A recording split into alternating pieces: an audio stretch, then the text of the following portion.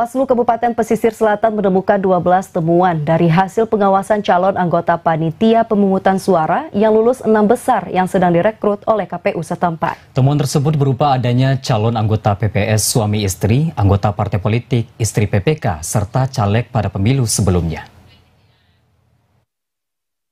Ketua Bawaslu Kabupaten Pesisir Selatan, Erman Wadison, menegaskan sebanyak 12 temuan calon anggota PPS yang lulus 6 besar berdasarkan nilai tertinggi di masing-masing nagari perlu ditindaklanjuti oleh KPU Pesisir Selatan. Saat ini KPU Pesisir Selatan tengah melakukan rekrutmen calon anggota PPS untuk 182 nagari dan telah masuk pada masa tahapan wawancara terhadap calon anggota PPS yang dinyatakan lulus 6 besar.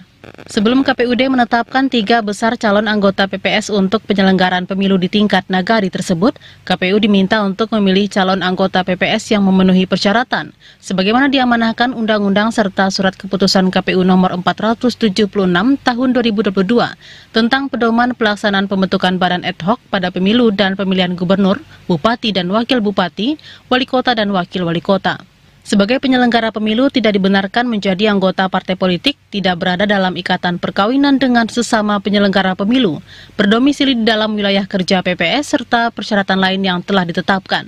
Erman Wadison menyebutkan 12 hasil temuan yang disampaikan kepada KPUD diantaranya terdapat 8 orang anggota PPS lulus 6 besar, merupakan suami istri. Kemudian 2 orang sebagai caleg pada pemilu 2019, selanjutnya masing-masing 1 orang sebagai istri dari panitia pemilihan kecamatan atau PPK dan anggota partai politik. Dari hasil pengawasan yang kami lakukan terhadap rekrutmen calon anggota PPS oleh KPU Kabupaten Pesisir Selatan, ada beberapa temuan yang kami temukan di dalam melakukan pengawasan. Yang pertama, kami temukan ada 8 orang calon anggota PPS yang lulus 6 besar merupakan suami istri. Yang kedua, kami temukan juga 2 calon anggota PPS merupakan caleg pada pemilu di tahun 2019. Yang ketiga, kami temukan 1 orang anggota calon anggota PPS merupakan istri dari anggota PPK. Keempat, kami temukan 1 orang calon anggota PPS merupakan anggota partai politik.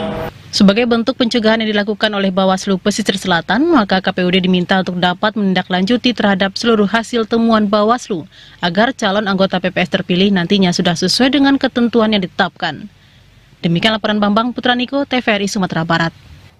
Saudara, 330 calon anggota panitia pemungutan suara